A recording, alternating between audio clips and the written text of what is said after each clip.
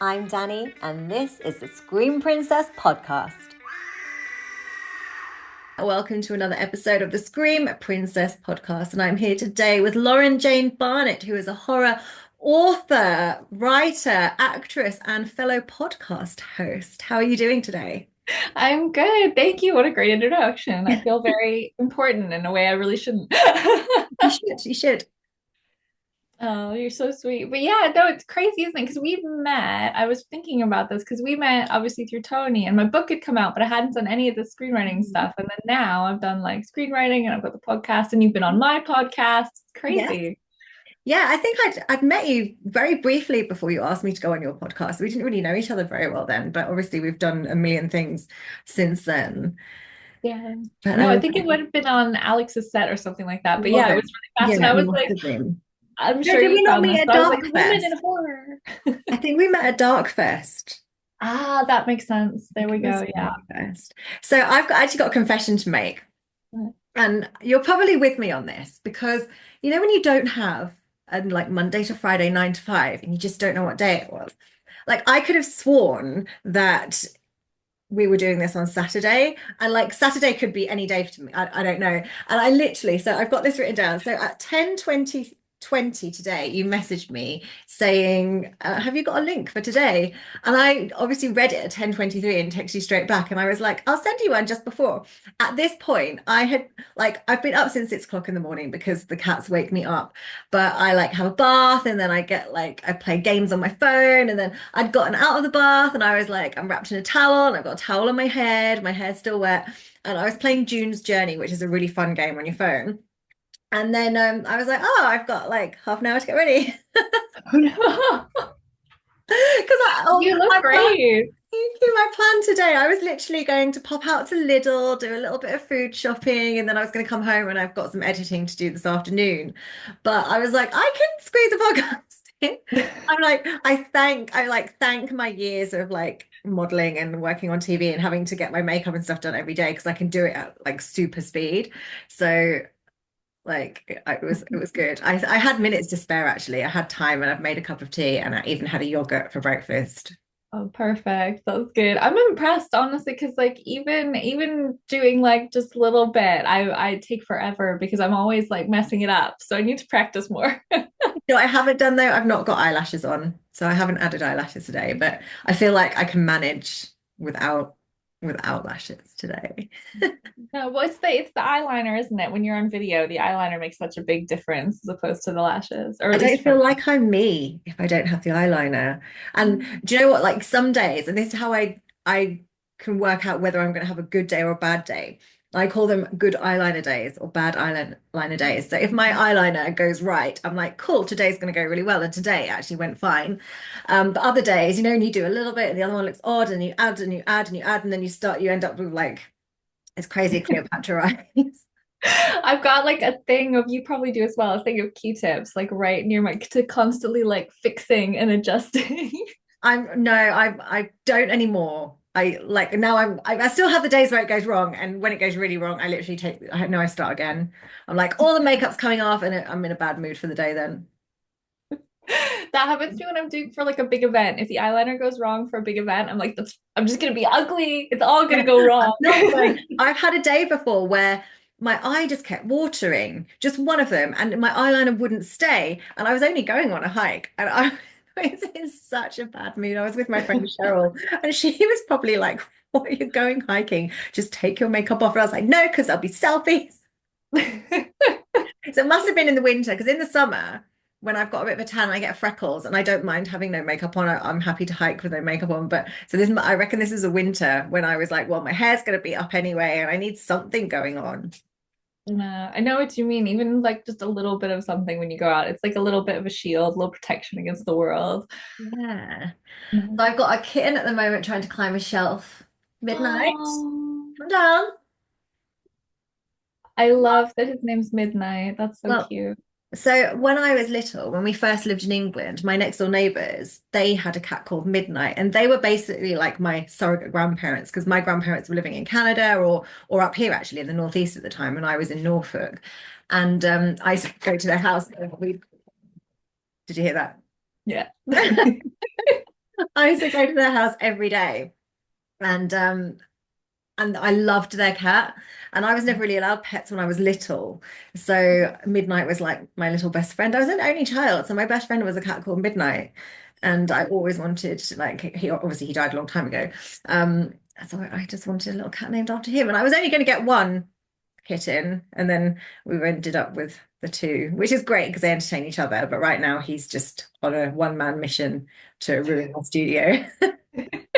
It's true on podcasts that we so often my brother's got two dogs, and so often you'll like be midway through a podcast, so be listening to some really great story, and then you just hear Barney, his dog, going woof woof. I don't mind them being in here. And like I've got a blanket next to me. So when I'm working, the other one, Magic, she'll often sleep on the blanket. But yesterday I was working here all day editing and stuff, and she was asleep on the blanket. And I did a podcast last night and she's up the curtain. So this is like a curtain here. She's like up at the top and she's got nothing to gain because once she's up there, there's nowhere to go. But Oh she's no. up there and she's just like holes in your curtain. There should be a thing about podcast pets when you're doing like a horror podcast and an adorable cat or dog comes along and Yeah. it breaks up all of the horror into It cuteness. does. And the guy I was talking to last night, he's got three ginger, like various shades of ginger cats. And I think his are a bit older and they were like the best behaved. Like one just sat next to him and there was a lamp behind it. And the lamp, like the light kind of glowed behind this cat. So it was like this silhouette. And there was another one asleep on a chair and the other one asleep. And I'm like, and mine's running riot. Like curtains Oh, and he's just knocked off a mask, which is not so bad off a shelf. I've got shelves with boxes with all of my like accessories and things. And he was like um, climbing the shelf. But is it a horror themed mask or is it a fun one? it's no, it's kind of a Bad Bunny mask. It's like a black like half mask with the bunny ears that I had for a photo shoot a long time. It was kind of like a dominatrix style Easter bunny. Oh, cool. Because I'm not all about like, Easter. Easter's like my worst event of the year. And at the moment, as we are recording this podcast, all of the shops are full of Easter stuff. And I'm like, but Valentine's Day's over. It should be Halloween in the shops now, like until after Halloween, and then we can have Christmas. I know what you mean. It's a funny one. I love the chocolate eggs, though. That's something great about the idea of you're buying a single chocolate that's as big as your head. I think that works for me. But the thing is, like, I never really liked chocolate. Even like before I was vegan, I was never a chocolate fan. Like I love sweets, like I love a pick and mix or, like a candy style sweets, but I've never really liked chocolate. And I don't like ice cream either. Like I'll eat it on the odd occasion. I'll be like, I fancy something sweet, chocolate or whatever. But yeah, I really don't. It's not so Easter Oh. it's never been my thing. I like rabbits. I like lambs. Yeah, there you go. I had Yeah. a pet rabbit when I was little, actually. He was really cute. That's one pet I've never had. I've had a guinea pig, but never a rabbit. We had bonkers we had like rabbits and we had guinea pigs and things. We had lots of lizards and salamanders and frogs. I've got my like froggy Oh, earrings do you know on. I've just realized. So Lauren's fiance, I like to call him T-Mards. I just realized how you were destined to be together because he's got the weirdest thing about having strange pets, naming them mental names. And I'm going to bring him on the show. I wanted to do separately though, so it's not like you always have to do, everything together. And I want to talk about your books and your podcast and like kind of your stuff, and then I'll talk about his stuff kind of separately. Is he around today? Is he there? So he's out at the minute, but he'll probably end up like coming in and you'll hear him Yeah. say hi on the podcast. But yeah, he's out to Europe at the minute. But I know he's excited to be on here with you. And it was really funny because he's like, oh, well, like we've got horror board games and horror stuff all around our house. And he was like, I'll get all of this like stuff. And I was like, you do have stuff for me too. I know everyone's got really cool backgrounds. Like Hannah and Alex were on a couple of weeks ago, and they had really cool background of all their like horror things. And then the one from last night, he had like this really cool house, like this real kind of Victoriana Gothic taxidermy like house. I've just got a white background. I Mine's am pretty going to put neutral stuff orange here. as well, but like if you like look, it's got little elements. Like over here, I've got like Biollante, and then like I've got spiders up there, and like Jordy Vale is somewhere up there. But like it's neutral, so that if I'm doing like my sci-fi stuff or if I'm doing a Yeah. class, Well, I it feel like looks because you're a professional. writer as well, that looks very kind of officey and it looks like, like girl at work, like, you mean business. I am going to put stuff here. So actually to the right left of me, there is a broomstick hanging on the wall. And there's bits and pieces in here, but I've actually got somebody's making me a grave. So the Ooh. grave that was at Horror on Sea a few weeks ago, I was like, I want one. So they're actually making me one. So I'm going to maybe put that here, and then I might get like a big poster or something to put there. So I'll have, a bit of something. But Oh. anyway, I knew we'd go off topic, and we've just been gossiping about like all kinds of randomness and not actually talking about your stuff at the moment. Sorry. That's fine. I think it makes for a more fun podcast. People are just like, what are they on about now? So let's start with, obviously you're not from London, you can tell by your accent. So you come over from the States, but you've written a book called Deathlines: Walking London's Horror History. I do have a copy. It's actually not unpacked yet. So I've been like, I still haven't finished unpacking since I've moved. And we were going to get that box down this week because I've got a big unit where I can put all of my books. And I don't know what we ended up doing instead, but we did not end up getting the box out of the loft. So, and I need No, help. it's actually, I think I've got, yeah, I do. Hang on. Because the Got cover's one. by cool. Graham Humphreys, who did like loads and loads. I actually had him sign my cover. But he did loads of like Did he do posters the and things. He cover? did it. It's beautiful, isn't it? It It does look a is. lot like a lot of his horror posters, and it's I'd love just to have so him on cool. actually. I'd love to have him on here. Like Graham Humphreys is like a really talented artist that has done like really famous movie posters, but like the old school posters that, they're not just photographs of your cast, they're actually all painted, and he's amazing. It's amazing you got him Yeah. to do that. God, yeah, his Nightmare on Elm Street and his American Werewolf are two of Yeah. my favorites. They're so cool. Yeah, I didn't realize until a few weeks ago he has actually painted me because he did the cover art for it was either My Bloody Banjo or I don't think I'm eating Miss Campbell, but I'm sure it was I'm sure there's something because I had Liam Regan on here and I was talking to him and he was like, no, he has, and I'm like, that's incredible. He's Amazing. everywhere. Yeah. So have you always been into horror movies? Yeah, I mean, I'm very lucky, I suppose, in some ways that my parents never had that thing about horror movies being bad for you. Like they tried to be vaguely age appropriate. You know, you watch the Universals when you're younger and you get to the slashers when you're older, but they were always cool with it. And my dad really loved Hitchcock. So I used to watch that with him. And then I have my oldest brother is like 6 years older than I am. So he was a teenager watching all the like cool slashes. So when my parents would go and leave him to babysit, he'd let us watch horror movies. So I've been watching horror movies as long as I can remember. Oh, amazing. I never got into it when I was a kid. Like I wasn't like my parents weren't into horror. So, and we didn't like hire stuff from the video shop. So it was just kind of, I don't know, I just never really watched anything like that. I'm sure my dad would have watched The Old Hammers years ago. My mum told me she's never watched a horror film in her life, apart from Oh, maybe, I'm sure she's seen Jaws. I think that counts. But yeah, it wasn't until like I was kind of old enough to go and, watch stuff by myself or like go to the video shop that I started.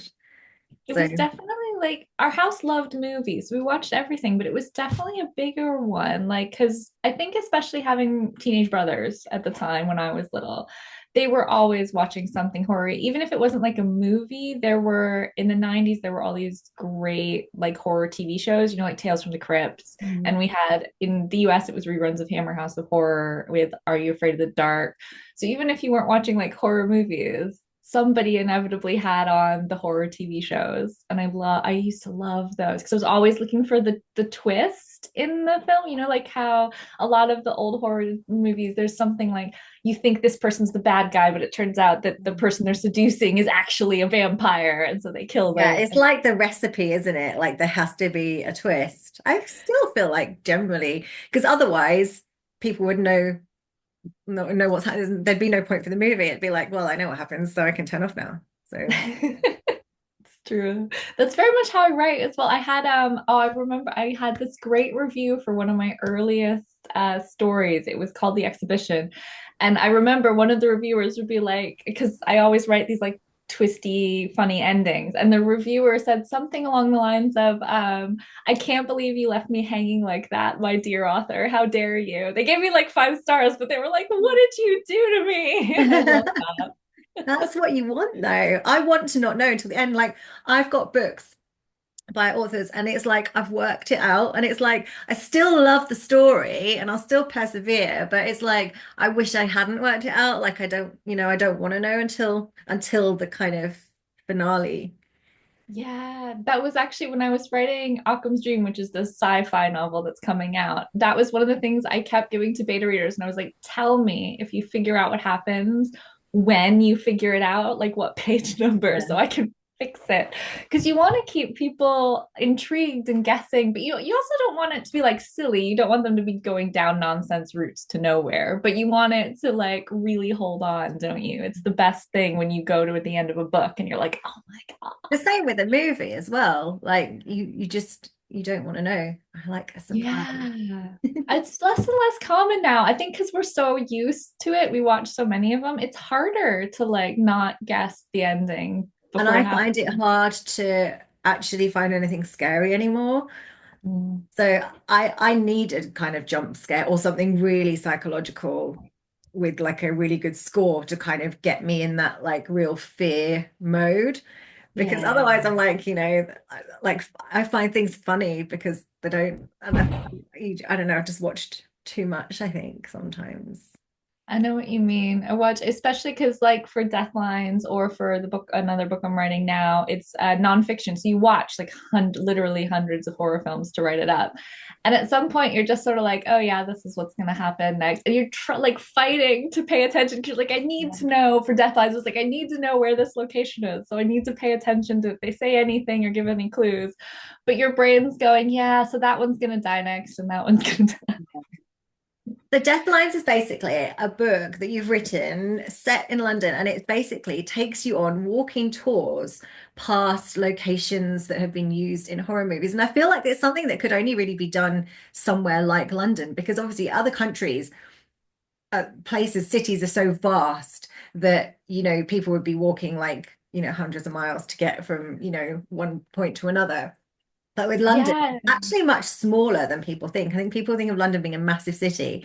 And obviously, you've got the tube lines to get you all over the place. But if you actually go by foot, I used to be able to walk from like East London straight into central London. It would be like an hour and a half or something, which is not, it's not that far. No, I didn't do it true. often. That was when I actually wanted to get my hike on a little bit. Otherwise, I'd get the tube.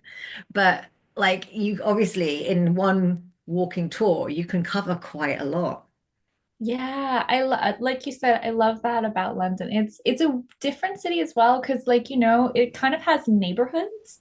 Hmm. So it is one big city, but it's filled with all these little neighborhoods where Yeah. everything's interconnected. And so for the walks, it's great because you'll have walks in Soho and in Covent Garden, and they're right next to each other. They border each other, but you don't have to like cross over into each other because you'll have 30 movies here, 20 movies here, and it's got that atmosphere of a neighborhood. So you can stay in one area of London and Mhm. you keep the feel, like a lot of the movies will draw on the same stuff. Or like I one of my most popular walks is a bit of a weird one. It's in Chelsea because the old King's Road was like really the middle of fashion and music, and it doesn't look like that now. It looks like all terribly posh. But when you follow the movies, they're all playing on that 1960s free love, creativity, rock, alternative. And it's quite fun because you get to see the area in a different way. You get to think about like the history and stuff. But also, if you know a couple of those movies, you'll probably like the other ones because they're all playing with the same Yeah. themes. And it's honestly, it was so much fun giving the walks. Yeah. It's like if you it's having this conversation with somebody, I don't know who it was the other day, but like it's like if you liked the old kind of Bond movies, you'll end up liking the old Hammer movies because they were like, a lot of them are shot around similar times using the same kind of actors. So that's kind of similar to what you're saying. It's like the sort of the themes of the movies are similar and the style because of the time they were made. Yeah, exactly. And obviously, It's quite cool actually. It's a good way to kind of get into other movies. If you go, oh well, yeah. I liked 70s movies with Vincent Price. Just look up all his other ones and then Yeah. his co-cast, and you'll find so many great movies to watch. It's And I just think there were like less people in the industry. So now, like everyone can obviously make a movie because everyone has access to recording equipment. But even with actors, there were less, like there was still studio systems in place. So the same actors would be doing, all the films for that studio, or, or they'd be lent to other studios. But there were a lot less people in the industry. And even like there were actors who, might have a lead in a movie, but then the next week they might be just put in the background and have one line somewhere because they're on contract. So it's like we might as well use them. And, like so you'd see those same people popping up a lot more. And I suppose it's similar. Like I know we've done quite a lot of movies together, and within like the independent horror industry in the UK, we will work with the same people time and time again. I think that's just because the UK in general is quite small, but there are a lot more people doing it now. No, it's true. You're right. I think we're weirdly really lucky because the like, especially the kind of southeast or south indie scene, we go a bit Portsmouth as well, but everybody is kind of tight knit, and that's amazing because you do get that experience of, okay, maybe you're holding a lamp or a sound bin one day and then you're on screen the next, Yeah. and it's quite fun. But you're right, you don't get that anywhere else. I think we're quite lucky. No, the film industry in the southeast, and I've moved up to the northeast. You're still part of it. I'm still Everybody, I part of mean, it. you've I'm got it back when you next come to horror week. on. Oh, sorry, go ahead. No, I'm back next week for Romford. I'm excited for Romford. I'm looking forward to it. It's going to I be will great. actually be setting up there and recording podcasts. I've got a few people kind of on the list that I'm going to be able to get some time with. The thing is, it's like I can't steal anyone really for an hour. So there might be a couple of people I can. So I might have to do, I did at Horror and Scene, like split them. So do like two people in one podcast and have half an hour each and then kind of splice them together. So I've got a few ideas. It's such a great space as well for it. I bet you'll have some pretty good spaces at that Lumiere Theater. Although I did see that there's going to be no internet, so I'm not sure how that's going to work. I might have to kind of Oh no. leave and go into the mall to obviously download stuff. Yeah, God, I hadn't thought about that. It's going to be a really fun one this year, though. I think there's a lot of really big stuff on. And I can't believe Video Shop 2 is getting two screenings. That feels really exciting as well. I know. So that's just another one of the films that we have done together. Yeah.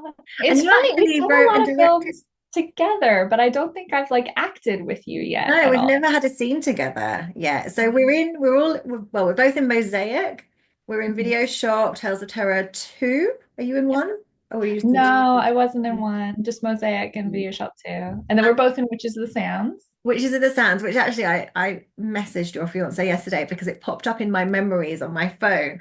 And it was he'd put out like he was posting different women for February for Women in Horror Month, and he'd done a post with me, and it was like Danny Thompson, who's in this, this, and this, and Witch of the Sands, which is going to be released in 2022. I A just little bit forwarded it off. to him, and I was like, Witches of the Sands was released in 2022, and he just sent me back laughter. So, Witches of the Sands is a film that Tony's been making since lockdown, I think, because he asked me to shoot a scene myself, and I shot it in the kind of basement car park where I lived, and it was just me like on camera, kind of playing a character I'd actually played in another film, and but also sort of myself. And then this idea kind of went mental, and I don't know what the film's about really at all, and it's got like about 175 scenes in it, and it's going to be 90 minutes long. It's gonna be interesting to see what the cut ends up like because you're right. It's like 4 years worth of filming and lots of, like you said, start out with individual things. It was gonna be a short, I think, and then people were filming all over, like Deborah Lamb films in on location back in California and stuff like that. And now it's like a magnum opus. I don't even, everybody always That's assumes exactly what because I'm it her is. fiance that I know what the heck is going on, and I don't. I've just got a neighbor that's just started drilling. Oh, they've stopped now. Like somebody lives next to me, and I'm sure that they have their workshop inside their house, and they just Oh, always like drilling. He's got like a big van, and he's always like, carting like big bits out. So I don't know if he's some kind of carpenter or what he does, but I wish he'd go and get a workshop. yeah. You should But it's you should not knock on the door practical. and be just like, hey, Yeah, can and you when make it's not that side, it's someone down the road doing something, or someone somewhere else doing something. No one is very considerate of the fact that I like quiet. this? We're very lucky. One of our neighbors just sold their house, and the people who live there are not going to be moving in until like 2 years from now. So we basically, they keep like popping in and stuff, but they won't be living there full time. So we get occasional quiet on this side. That's amazing until they want to build one of those Yeah. basements and start digging. Yeah. It's So always like true, London. you might leave by then. You might be like, I've had enough of London.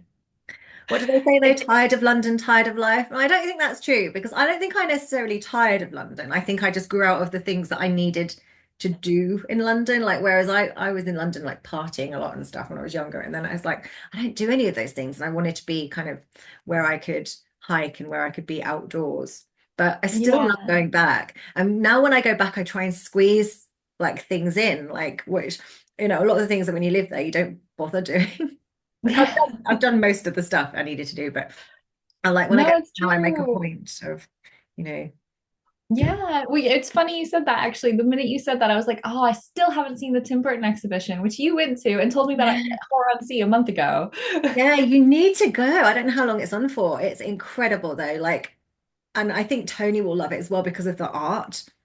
I didn't realize Tim Burton was I knew obviously he's a great filmmaker and like really creative. I didn't realize he was actually an artist, like actually like creating, paintings and drawings and things himself.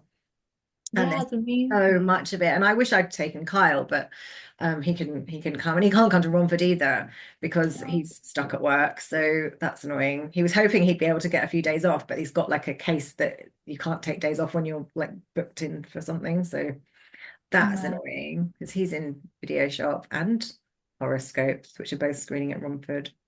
Oh yeah, you're gonna have to take pictures of him when he's on Yeah, screen. yeah, this is you on screen. I mean, he's seen his bit of horoscopes, obviously, but Yeah, but it's different, isn't it, when you get to see it on a big screen with an audience around you? It's a fun experience. and you actually wrote and directed a piece in Video Shop Tales of Terror too. I did. I'm super proud of it. It's called Invasion at Studio 69. And I don't want to there's like an aspect of it we're trying really hard not to give away. But Right. basically what happens is you have this like kind of old school 70s feeling porn set that gets visited by aliens. And I think It's I not the love kind of doing porn that I think much. anyone has ever seen before.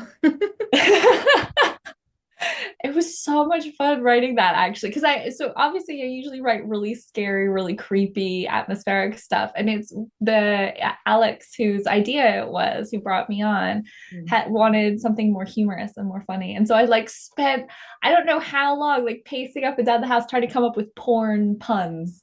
So so every imaginable like I we obviously it was set in like a fake spaceship, and so I had to come up with names. I'm a huge Star Trek fan. So I was going through all the Star Trek names, being like, right, okay, how do I say like Lieutenant O'Hara and like all these really bad sex puns? It was great. It was so much fun. I loved the really well written monologue that Charlie Bond had. Thank I you. thought that was Yeah, great. honestly, I think that's part of why they brought me on is because they wanted a strong female voice I think a for female had to write that. exactly. A I guy think could if a not have man had written written that. it, everyone had been like, oh. But I think it needed a woman's touch. Thank you. I'm honestly so proud of that because it's one of those things where the movie could have kind of gone either way, and I wanted to make sure it had this really strong kind of feminist voice. And Charlie delivers it She so does. perfectly. She's Does. amazing. Like you couldn't have asked for a better read of that. And the funny thing is, I took the intro sec, the very first like section where she's talking about the Venus of Willendorf and things about the female body. I took a piece of that from an art history. I was an art historian previously from an art history talk that I gave about women and sexuality. So like it starts out like really heavy, and I was like, I hope this works. I love it because it was like a lesson. It sounded like she was delivering it as a lesson. So yeah. Yeah, Yeah. I was And I like, was in a studio and there were these big like I don't want to give too much away either, but there were these big kind of mask things that, were yeah, lady bits. But I was shooting like the final pickup bits for Video Shop 2, and this was like literally a month or so before it was being screened. And there was a scene that they wanted somebody to give birth. And it didn't really need to be my character, but I was going to be there. And he was like, oh, so then I need you to give birth, basically, I think I don't know. I don't even know. Isn't that again? And I saw that and I was like, please tell me this is not what you're going to have out of me. And they were like, no, no, no, that's for something else. But I actually we ran out of time, and I said I don't mind staying longer because I was, I was down. I think I was staying at Laos, so I was like, it's not like I have to get back, for a train or a plane or anything. And they were like, no, no, it's okay because we're all knackered, and they should. So I actually got away without giving birth, which is nice. Yeah, that's been a life goal for me. I've managed to do it so far. Yeah, I know. I know. I did actually once at drama school. I had a scene in a drama school thing I had to do that in. God, that's intense. Well done. When I was doing theater, I managed to avoid any of that entirely. Well, that's part one just about wrapped up. So we're going to be back after a very short break. Awesome. See you later. Welcome back to the Scream Princess podcast. Welcome back for part two. How are you doing, Lauren? Yeah, good. I managed to get a tea, which is always very important. I've still got the same cold tea that I had before. It takes me ages to drink a cup of tea, so I've still got half of my first cup left. I don't mind cold tea, but I always get so much crap from Tony because he's just like, oh, you can't drink cold tea. It's disgusting. I was like, you're on film sets all the time. Tea Yeah. always gets cold. I just kind of got used to drinking it cold because I always forget about it. And as you get older, you realize you turn into your parents. And my mum would always microwave her tea. And now I'm like tea microwave. I'll pop it in the microwave. And I've done it like twice. I've been like, oh, it's gone cold again. It's going back in the microwave before I finally give up on it. And I'm like, I guess I'm not supposed to have tea. Oh no. Do you know what? I don't really drink that much tea during the day, but it's been so cold up here. It's actually a bit warmer today. Like the rest of the week, I've had the heating on full and I've had blankets, and it's like it just doesn't warm up in the northeast. But it's yeah, the weather's kind of taken a bit of a change, so it feels a bit better today. No, it's true. I'm definitely tea obsessed, even if it's like just a little bit cold. I don't even like being the tiniest bit cold. And I've managed to be so obsessed, I've convinced my American brother to get into tea now. So when he was over for Horror on Sea, I was like, have tea, have tea. And now he even went out and bought an electric kettle, which he did not have because that's how That little he kills drinks. me that Americans just don't have kettles. It's so weird. So how It do you was make coffee? amazing. Huh? How do you make coffee? So we have coffee, like dedicated coffee machines that like go through the filter. And everybody has that. Like no one just makes instant coffee with a kettle. Not really, no. I mean, I don't know, maybe some people do, but definitely where I grew up, like everyone has. I mean, you can get really cheap ones. They're not like Yeah. fancy or anything, but yeah, everyone's got one. But when I moved here and saw the electric kettle, because I don't drink coffee, I don't like the taste, I was so happy. I was like, the electric kettle is the best thing ever. You'll really like the thing I've got. Then my friend bought it for me. He's got one. And I was like, this is so cool. It's not great if you're making more than one cup, but it's kind of like a kettle. Well, it is a kettle, but it doesn't look like a kettle. You put your cup underneath like you would a coffee machine. You press the button and it lets out just enough hot water for one cup. So you just get like one cup of tea. I would have that in my office and then never Yeah, leave. it's I really basically cool. leave my office for tea. Yeah, I was like astounded by it when I saw my friends, and then he found one for me. Oh, that is very, very cool. Do you use it all the time? Well, my kettle's in the loft, like my old kettle's in the loft. I don't use anything else now. I just have that. That's perfect. It's only when you're making for like two people, but it is so quick anyway. It takes like 30 seconds. So it's fine. It's like if you're making more than one cup of tea, you're doing it one at a time rather than obviously boiling a kettle. But yeah, it's great. I think it's Don't by you think? Breville. Ooh, okay, cool. I'll look out for it because that sounds very up my Send alley. you I love a it. picture afterwards. Or I'll send you a video of me making a cup of tea this Yes, afternoon. please. So your podcast is your brother Chris, and it's the horror, what's it called? The horror London Horror Movie London Horror Club. Movie Club podcast. That's Yes, what's in it and if because anybody wants to see Danny's episode, it is on there. So we got you on our first like year of doing interviews, which was really cool. and you've But yeah, obviously been going for a couple of years now. yeah, it's our fourth year, which It's is your fourth crazy. year. Yeah, Not that so long it ago or that I well, did it that. will be, but yeah. I feel like it was like, yeah, because I was still living in London. Yeah, yeah. It was like just around when you moved that we managed to get you at the end of the first year. But Was yeah, I it was like, was my house full of boxes at the time or something? I'm sure it was like, I can't find anything. It was really funny actually because you were like packing everything and stuff. We didn't have a video, but you were telling us you were like sitting on a box with boxes all Yeah. around you. Yeah, because I'd sent most of my stuff up. Like I'd been packing, and every time my friend came to London, I was just filling his car with like boxes and boxes. And his garage was literally from the back to the front, just all of my stuff piled up. And I was like, I don't know how this is ever going to fit in a new place. Like it's amazing how much stuff you accumulate actually. Because I only had like a studio mezzanine flat in London. It was like a one bedroom, but I don't know, I managed to pack stuff in there, like a lot of stuff. I got rid of so much when I moved. But now I've started accumulating stuff again. This is what happens. It's yeah, it's incredible, isn't it? I was thinking the other day, it's so easy because we you just like look around your office and you're like, oh, okay, I don't have that much stuff. And then you're like, oh, I've got like a little figure here and I've got like 60 but and they're all tiny, but it adds up. Yeah. And I do think it's like a horror people thing because we like toys. Like, Yeah. most grown-ups don't really like have loads of toys and things around the house, but I'm like, there's a few pop vinyls there, and there's like I've got Spice Girls dolls up there, and it's like not that they're very horror. I mean, some pop people probably think they are, but yeah, we just like random things that we have and that we keep. No, it's true. We literally actually, oh, for Valentine's Day, one of my Valentine's Day gifts from Tony was the Hammer Dracula, the little model Hammer Dracula Christopher Lee. And we were like figuring out where to put it because we were like, we have all this stuff in all these shelves. And so I think we finally found a place for him, but we had to like move stuff around and we have Twilight Zone Funko Pops I and thought you were stuff. going to say Twilight figures, and I was going to be like, right, we're ending this podcast right now. No, Twilight Zone. No, no, no. 1950s sci-fi, not weird sort of vampires. I haven't seen it. I haven't seen it. Yeah, I one of my friends at university really liked the book, so long before they became movies. She was like, "Oh, you should read this book. You like horror." And I think I got two chapters and I was like, "This isn't horror. I'm giving it back to you." Did you have, I'm sure you did in the States, did you have like the Point Horror and the Fear Street books? Oh, we had Fear Street. I don't know Fear Point Street. Horror. What was that? It was another series, and it was, I mean, it had various different authors. I think R.L. Stein might have been one of the authors, but there are a few different authors that used to write them, but it was all under this kind of Point Horror label, and it was kind of scary books for teenagers, I guess. And I'm like, I can watch a horror movie.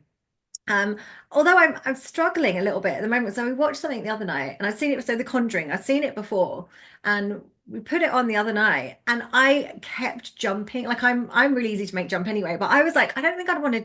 I don't think I'd want to watch this on my own. And then I was at home on my own. I was going to put something on the other night, and I was like, I might wait until you're here because I don't know if I want to watch a horror movie by myself, which is bizarre because of like think about what I do and and I love horror, but I was like, I like somebody to be here with me now. But books I struggle with. So I don't really read horror. I like reading like a trashy like beach, but it depends what I'm doing. But like in the summer, like trashy beach stuff, like Jackie Collins style, like proper chick lit trash. Um, and I read a bit of crime stuff. So there are like murders and things, but like point horror, or the Fear Street books, I used to read them as a teenager, and I couldn't go to bed because with a movie, you've got, 90 minutes and the killer's been caught, or you know what's happened, you've gotten to the end and it's resolved. Whereas with a book, you're going to be reading it for more than 90 minutes, and it's like I have to kind of finish this, and I can't, so I don't read that much horror because I get too scared. It's terrifying, isn't it? I remember as a kid, Goosebumps. You mentioned Darl Stein. I was a huge Goosebumps fan, and it's not that they're particularly horrific, but like my brain was on such overdrive with what was happening. I needed to get to the end, and so if I was close, I'd get the little flashlight under the duvet so my parents didn't know the light was on, and I'd be, oh, Danny! I've shown this off in my last two podcasts now, like today's and the one I did last night, which I think I'm actually going to air them in the other way around though, just because of I need some more girls. But yeah, he had a Goosebumps t-shirt on, and I was like, check out my notebook. Love that. I would read them all the time, and yeah, stay up late to You try would and read finish my it. notes. Right. I didn't. I think I'd read a couple of Goosebumps books. I remember there being a book called The Dollhouse Murders. It wasn't a Goosebumps book, and that was, I think, an American book.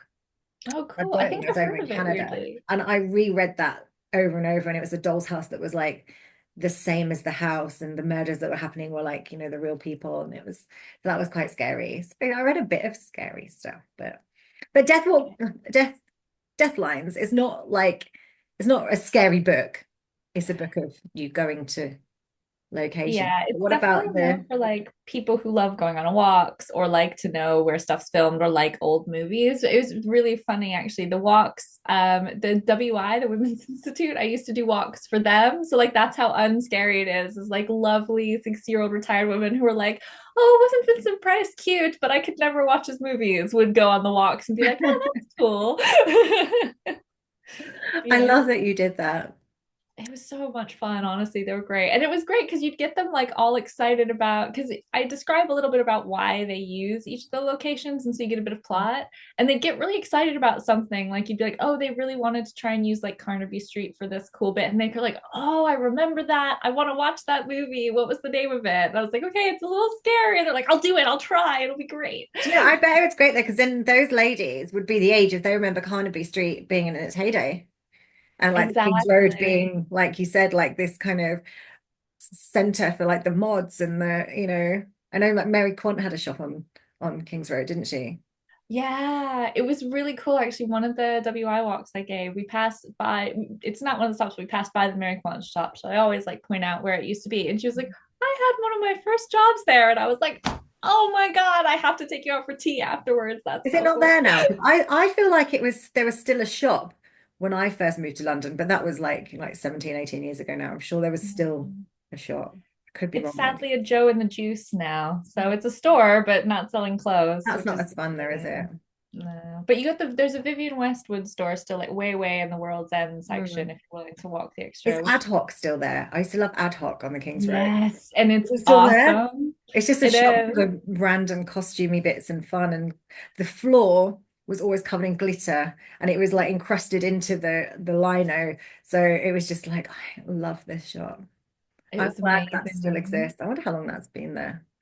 Oh God, yeah, ages. Actually, funnily enough, I got one of the costume bits I needed for the Witches of the Sands, like this Diamante full neck collar, and I got it from Ad Hoc. So I was like, where else would I find that? Yeah, that's such a cool shop. I used to traipse all the way to the King's Road from East London, literally just to go there. It's an amazing It was store. worth. Definitely recommend. In fact, next time I'm in London, I kind of want to. It won't be next week because I'll be busy at Romford, but the next time I might have Yeah, to go come back down. We'll in. go together. We'll have tea after. Yes, yes, tea and Ad Hoc. That's like the best day. And maybe I can go on one of your walks because I think I just moved to the Northeast and then you took the Cads of Horror out on a Yeah. walk. So the Cads of Horror are kind of group of people that are somehow in the indie horror industry doing various things as actors, writers, directors, like magazine owners. And they kind of form a group and you go out for like dinner once a month and drinks. And Yeah. you took them on a walk. And I was like, I've just moved 5 hours away. I have to take you on one. You'll Yeah. have to have a look through and decide which one you want to do, or if you want a different one. Yeah. Well, I think it was that. And there was also did you have like a housewarming party? Oh yeah, we had the Fourth of Yeah. And I was July. like, and I can't go to that either because I've just moved 5 hours away. I know. We gotta figure it out the timing because we see you at festivals, which is great, but like we're always so busy and we've got to Yeah. go off and do our things and Yeah. I mean, last time when we were down for Horror on Sea, we did actually manage to go for dinner and that was fun. And I met your brothers, I actually met Chris in person as opposed to just on the podcast. And yeah, he was I think he was like all up for trying all the real Londony things, wasn't he? Like curry on Brick Lane, which is like a tradition and yeah.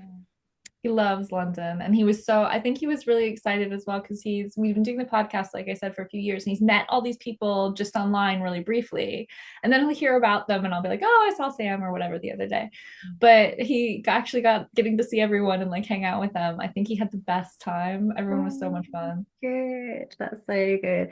So tell me about your new book because I've just Ah, followed you on Amazon and oh wow. I haven't Thank followed you on you. Amazon and it says like Lauren Jane Barnett's recommendations. I don't know if that's like books that are similar to yours or have you actually recommended books on there? I'm not sure.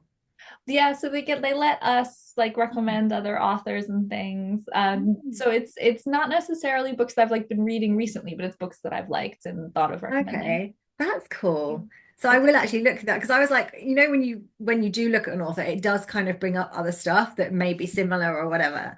So I was like, oh, I don't want to read other people's stuff. I just want to read her stuff. But if it's stuff you've recommended, then I'll go and have a look. Thank So you. guys, Yeah, I follow don't know if her you on Amazon. Yes, please do. Or Goodreads if you're a Goodreads person. I'm on Well, I'm there going to now. put a little list at the end, so any of the links that you have. Yeah. So obviously on Amazon where people can buy your books, I will pop on there so people can like copy and paste it or whatever. That's amazing. Thank you. Yeah. And I always like to say to people, I'm very lucky. Like, of course, Amazon's really easy, but I'm really lucky. I came from a background of like independent bookstores. So if you have an indie bookstore you like, a lot of Occam's Dream is in a lot of like normal bookstores, so like Waterstones, et cetera, et cetera. So try your indie bookstore. They might have a distributor or something like that. Because I always like to support indie bookstores too. Yeah. There's a bookstore, if you ever come to the Northeast, I have to take you to. It's called Barter's Books. It's a secondhand bookstore, but it's huge and it's in an old Victorian train station. And it's now just like rooms of, there's a little toy train that goes around the ceiling. And there's a little cafe in there that they uncovered. So it had been walled up. And when they were renovating, they uncovered this wall and it had like one of the original from wartime, the Keep Calm and Carry On posters, which they've now got behind glass in there still. But it had the like an original like seats and things in the cafe. So we always go there for a chip butty and a good old browse in the bookshop. And there's like log fires and like seats so people you can sit in there and read. And it's great. You'll love it. That sounds like heaven, honestly. I Yeah. love used bookstores. We go down to Canterbury every now and then. There's a really amazing Oxfam in Canterbury as well. And I just used bookstores are great, but that sounds so atmospheric. I could like live there. That sounds Yeah. perfect. So that's it. I always say like this is a day out. This isn't like somewhere you want to go just for like a little while. And it's usually when we're up north, like a bit further north in Northumberland, if we've gone on a hike up there and we've got time, then we kind of pop there on the way home and get something to eat and have a browse because it stays open till 7, which is really rare for up here. So in London, like you're used to being able to get up in and go shopping in the afternoon and shops are open till like 8, 9 o'clock. Up here, everything closes at 5. Like you go to the mall and by 4 o'clock, everyone's filtered out. And I'm like, it's like a ghost town. There's nobody. And it's because everything closes. It's really bizarre. So you have to kind of get up early and be at shops by 9 if you want a full day, Oh, which is wow. hard because I'm used to not having to do that. I'm used to procrastinating and being on my phone playing games all morning and then realizing it's lunchtime before I've actually functioned.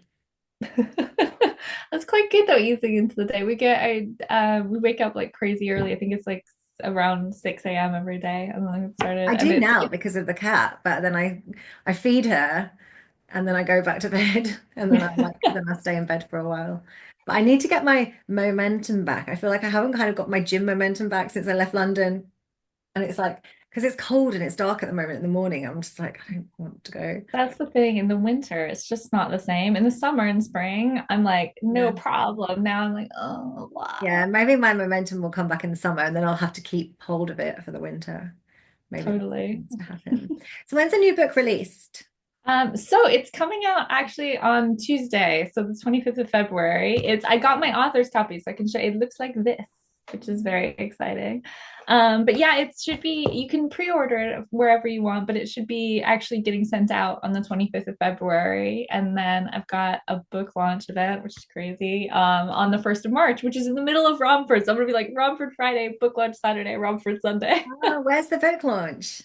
It's at Old Chelsea Town Hall, which is really exciting. It'll be nice. It's that like great stretch of the King's Road. It's not far from the Mary Quant shop actually, and it's that beautiful building where like Hugh Grant got married there, and loads of celebrities get married at the Old Chelsea Town Hall. So it's like really beautiful and old fashioned, and I'm excited. That's amazing. It's like everything always happens at once, though, doesn't it? It's like you've got, a day at Oxford. Oh, you'll be sandwiched in the middle, so you can tell me all about it the Yeah. following day.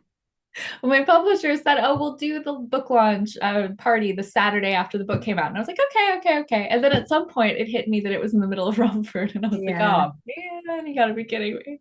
But at least Video Shop is on the Friday and the Sunday, so it's okay because I can be there for Video Shop on the days that's Video Shop, and then I can be in Chelsea in the King's Road when I'm doing Occam's Dream, which is It's fun. great being so busy though, like having so much on. It's so nice. It's really nice. I have to say it's quite cool like you said in the winter as well because it keeps me from like basically just sitting under a duvet watching movies and reading books with tea because that's all I want to do in the winter. What are you going to wear? Oh, okay. So I'm very excited. I've got this like really cute pink wrap dress. It's like a really bright, vivid, like almost jewel toned pink. I'm so excited about it. It's really cool and it's fun. because Right. it's really different. It's a sci-fi book instead of a horror. So like instead of doing my usual, like I've got usually have like a Wednesday Addamsy kind of black lace Yeah. something with a hat that I do my stuff in, and now I've got like this bright color. I'm very excited. Can you read us the blurb? Oh yeah, sure. Okay, so what is the Oh, on the value of spot. I'd like, read to us. so the blurb is what is the value of a lie when you're protecting someone you love? Dream analyst Ursula is experiencing painful visions of an unknown desert. At first, her therapist Jill suggests it's only a dream, but she knows that there's far more at stake. While Ursula tries to uncover her visions, Jill and her partner Mackenzie struggle to keep the truth a secret. That Ursula's visions are, in fact, dot, dot, dot, dot, dot. So you have to read it to find out. Yes.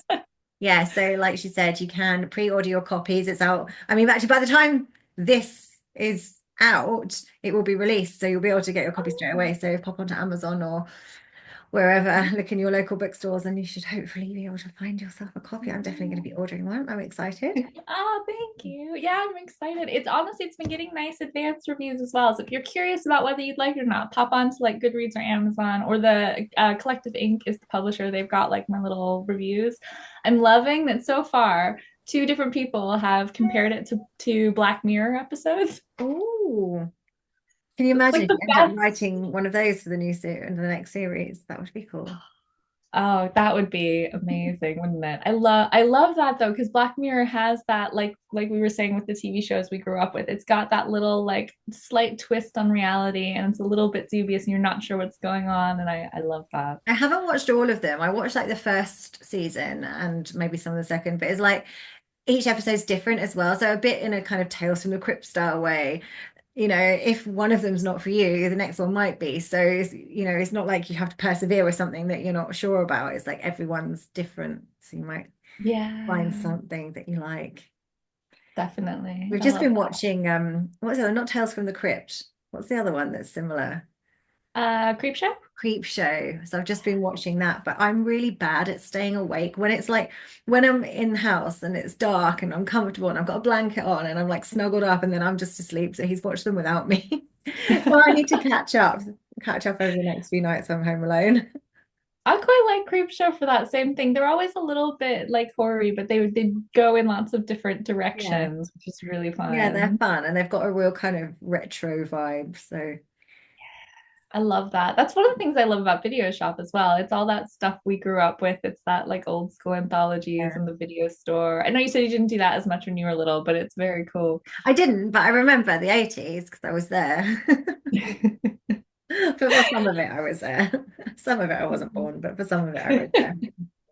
I'm the same. I'm always talking about, oh yeah, back in the 80s. My brothers are always giving me shit. They were like, I was much older than you in the 80s. How much do you remember? Well, I always think we had much better kids' toys, much better kids' TV shows.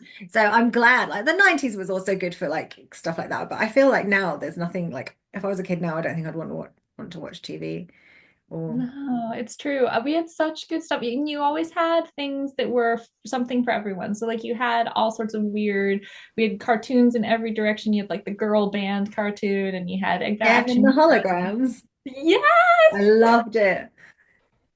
so good. It was nice. You had options for everything. Now it's all kind of like I don't know if it's the streaming like algorithm thing, but it's all kind of much of muchness. It's lots of the Yeah. same. I think it Yeah. might be. And I think like you don't find out about everything because a lot of it's streaming. So unless you've clicked on one thing and it's not showing you up something similar, whereas we had, TV channels, especially here, like you probably had like satellite and more. Like some people had Sky here, but not everybody. So a lot of people were literally four channels because we didn't even have Channel 5 then. So it was like you would watch what was on because that was your choice. I think there was BBC and ITV both had kids shows on in the afternoon and on like weekend mornings. So you were limited, but they were more quality. There was less quantity, more quality, I think. Definitely. And I think as well, I don't know if this was as true in Britain, but in the States, you had you because it was so kind of limited, you had your time that you could watch TV. And so you did, even if it was something you weren't sure you'd like. And so I probably watched stuff I might not have chosen to, but then I ended up really loving. Yeah. I mean, I was always a spooky girl though. I always loved the spooky cartoons like Scooby-Doo was always a favorite. Count Duckula was always a favorite. And then I think later on they had the Addams Family cartoon, the Beetlejuice cartoon, and I loved those. But I always leant towards the kind of spookier aspects of things, Oh, even I even love in that. cartoons. I mean, don't get me wrong, I did love Gemma the Holograms, and I love Maxie's World. But even like I think the My Little Pony movie is super scary. I actually Oh, have I haven't seen it. I have it on DVD, and it's dark. There's like a giant spider that catches you in its web, and you have to tickle it to escape. And then there's these witches that make smooths, which is purple stuff the ponies get stuck in. Like it's quite scary. And the Care Bears movie as well with the book. Did you ever see that? That was The Care terrifying. Bears movie's creepy. That was terrifying. So Yeah. yeah. We had a lot of really scary stuff though. Like I remember watching, The Labyrinth I loved and like Return to Oz. And I watch it now and I was like, oh my God, I'm amazed I'm not like traumatized. It's the Wizard of Oz is my favorite movie in the Oh, world. And I do love the Return to Oz, but the bit with the heads, like I can deal with the Wheelers, but the Mombi heads where they're like Dorothy Gale, I couldn't watch that on my own. I'd have to turn off. It's terrifying. well, even the Wizard of Oz has like its very creepy moments. There's the trees that like grab you, and of course you've got Yeah. the monkeys and the witch, but like there's And the lots of monkeys in the very creepy. forest, the haunted forest. The haunted forest. That's scary. It's Yeah. funny actually. I was talking about it the other day because the next book I'm working on, I'm actually writing with Tony. We're writing a book about plant horror, and one of our friends was like, "Are you going to put the Wizard of Oz in it?" And we were like, "It's really creepy, but because it's not a horror movie, do we put it in as its own thing, or do we like reference it? Because it's so scary." It is, there's a good write-up, and it was in a newspaper, and there's a picture that's gone around, and it was like a horror movie about two women who fight to the death over a pair of shoes. Yes. And it is that, isn't it? It's exactly that. That's fantastic. And what better way to go, honestly? Yeah, I mean, I've got a pair of ruby slippers, I'm not gonna lie. Oh, that's so cool. I think most girls have a pair of red. They're not like properly red. They've got little silver caps on them, but I've got a pair of red shoes. Every girl's got a pair of red shoes, don't they, that Yeah. they love? I've got the Iron Fist ones, and they've got the picture of the witch on the bottom, and they've got like black and white striped heels, and then the sequins and a little bow on the front. And I've worn them for photo shoots, but I don't want to rub the witch off. And I think there's a house Mhm. on the inside, there's a witch on one, and maybe a house on the other. And so I don't wear them because I don't want to rub the drawings on the bottom off. So they're just in a box, and I wear them for the odd photo shoot. And sometimes I look at them. You need to do a little like podcast mini thing of like really awesome shoes like that because you've got quite a few really good themed shoes. Yeah, my other best pair are a regular choice, and they're boots, and it's like you put your foot in the shark's mouth, so they're open-toed boots. Are they open-toed? I think they are open-toed, and yeah, and it's like the shark's teeth, and you've got your foot, and then are they open-toed? I don't know. I don't know. No, I think they are. So it's basically no, the shark's teeth are up your leg, so it's basically like you've had your leg bitten by a shark. That was quite cool. I like that. Yeah. I'd love if they were open toed then, because you can have it be like the fins, the fish Yeah, tail. I feel like they are open-toed. I can't remember.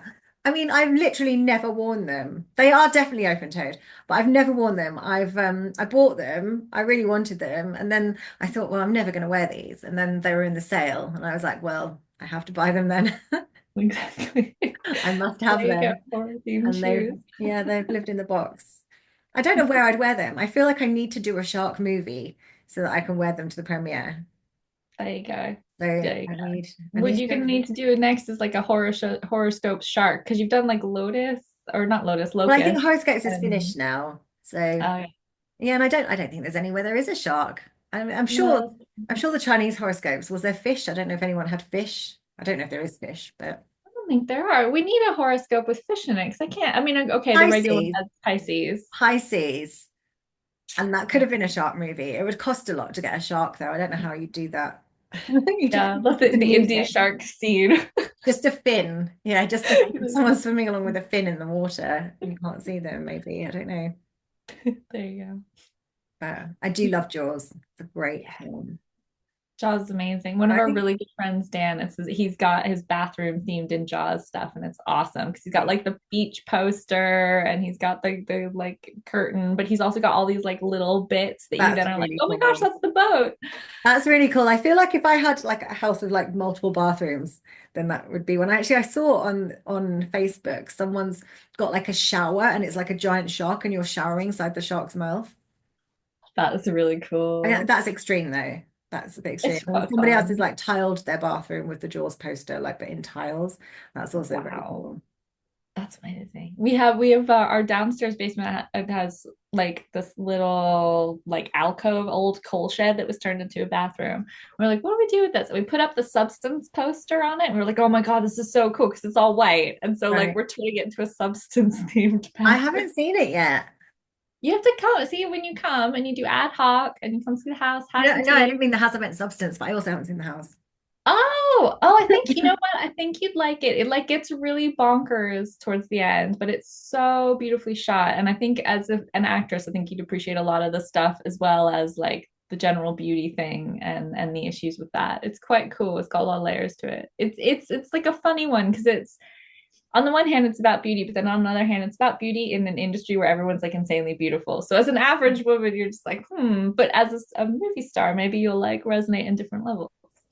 Well, I would definitely watch it, and I definitely do need to come see the house because before we run out of time, because I've had the notice again, you've got loads of horror board games. We do. And so the one I'm most excited about that I always brag about is the Alfred Hitchcock mystery game. That's amazing. It's so cool. It's very beat up. Obviously, I got it in a boot sale because they're really rare. But it's basically like Cluedo, but like Alfred Hitchcock themed, and it's quite fun, and it's got like his little Amazing. characters in it. Yeah, we definitely have to play that. We need like a horror board game night. Maybe we could film it actually. We could Yeah, get like a few of like the horror crowd and we could film like a board game night. It would be I fun. love And then that. just see what we get. Probably I need gotta a ask lot. before we go, what's your favorite horror board game? Because I want more. Oh, I haven't. Well, I've got two that I haven't played. So actually for Kyle I think it was Halloween Miss. I bought him a pop vinyl Universal horror game. And we haven't opened it. Ooh. And he bought me the Scream board game for Christmas, and we haven't opened that either. We just haven't gotten around to board games. But you know what I saw recently? And this is a really great one to end up on, and I don't know how to get a hold of it. There is a Ouija board, and it says the spirits want you to have sex, and it's loads of sex positions, and the Ouija board plants it. Like I Oh, really want, I saw it advertised online, and then I clicked on Amazon. It's not available. It's an American company, and I clicked on them, and it doesn't seem to be available by them either. So I'm that sad. is really cool. I do really want that game. I might contact them and be like, please send me this. Yes, you should. You'd be like, we do can do that as like a yes, you should do it Yeah, like I absolutely. can review it. Like, you know, I love that. be fun. But I'll let you know about the other two when I've played them. Yes, please. Because I love a board game and it's nice to have some horror ones. Can you remember Atmosphere? Did you have that years ago? Ooh, I don't know that one. What's It that was one? you had a video. So you played the video and you had the board game, and there was like a scary person on the video. That you Oh, that's played along. cool. Yeah, but I'm sure you'll probably find a copy, but do you have a video player?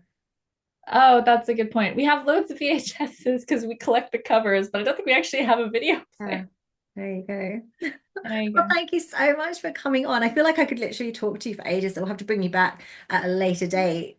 Let me Oh, know I'd what else love you've been that. up to. Thank you so much. I would love that. And thank you for having me on. It's been so nice. Nice. And I'll see you next week.